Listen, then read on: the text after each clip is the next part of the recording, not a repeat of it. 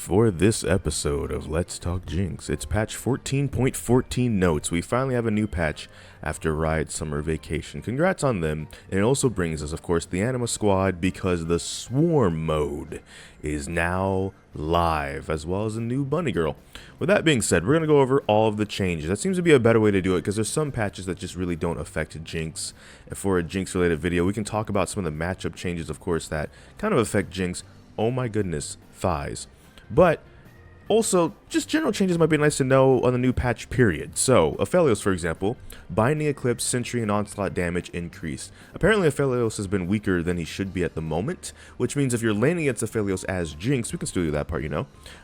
He's going to be stronger on his Q Binding Eclipse, his Q Sentry gun, which is the white gun, and the Onslaught, which is the red gun. So if you do about this in colors, like if you know Aphelios only by his colors, purple gun, white gun, red gun, all stronger. Aurelion Sol, who probably should never be in the bot lane, but still. Base AD increased, Q initial mana cost increased, sustained mana cost adjusted, W base range increased, E mana cost decreased, slow logic adjusted, R damage increased. Oh, about time. I like Aurelion Sol even after the changes, and I'm glad the R is probably going to feel a bit more impactful and stronger. Bel'Veth, base attack range decreased, true form attack range adjusted to remain neutral. Nice. Brand, E cooldown increased, damage decreased. I told you Brand was on fire, quite literally, the last couple patches. No one wanted to listen to me, but alright, now you are. Cho'Gath, Q base damage increased, E base damage decreased. Corki, recommended skill ordering updated, base health decreased, which is wild because they wanted him to be able to be viable in the bot lane. He's still mainly a mid lane champion, and now Q-Max will probably keep him in the mid lane, instead of having to see Corki like Jinx matchups in the bot lane. Fiddlesticks, Q now blocked by abilities that block properties. That sucks. Hecarim, health growth increased, W duration decreased, healing decreased, cooldown decreased, E cooldown adjusted. They don't want him in the glue factory anymore. Aurelia, better nerf. Jax, E cooldown increased early. Jace, cannon form Q damage increased. Shock Blast was a little underwhelming. Even when you got to like the mid game, people were still squishy and there's no tanks and you fire one off and it barely do anything with full lethality. It's like, come on now. That's kind of the whole point. Why was I playing this champion this way if I ain't doing some nasty damage and no one's building armor? Kindred, base HP decreased. Q attack speed bonus decreased. Lilia, passive healing against suggestive champions. Successive, not suggestive. Oh my goodness. That was a buff against like Ahri specifically. E damage decreased. I can't read.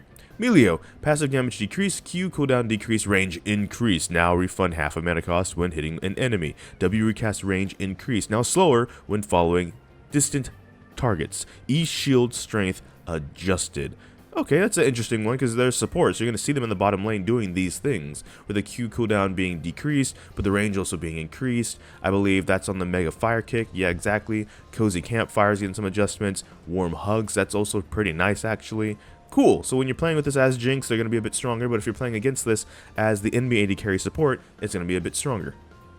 Nearly, W damage decreased, E damage decreased, AD ratios increased. Rumble, Q base damage decreased, minion damage modifier adjusted, minion last hitting logic improved.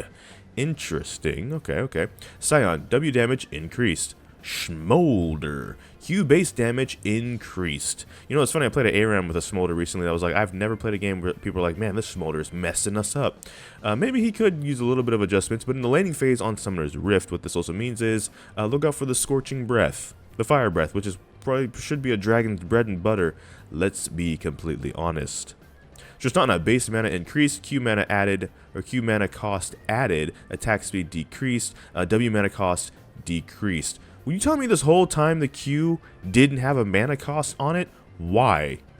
I'm sorry, why? I get that all it does is increase your attack speed, but there's plenty of other champions that also do that it still has a cost. Oh, absolutely. Give that thing a cost. Wow.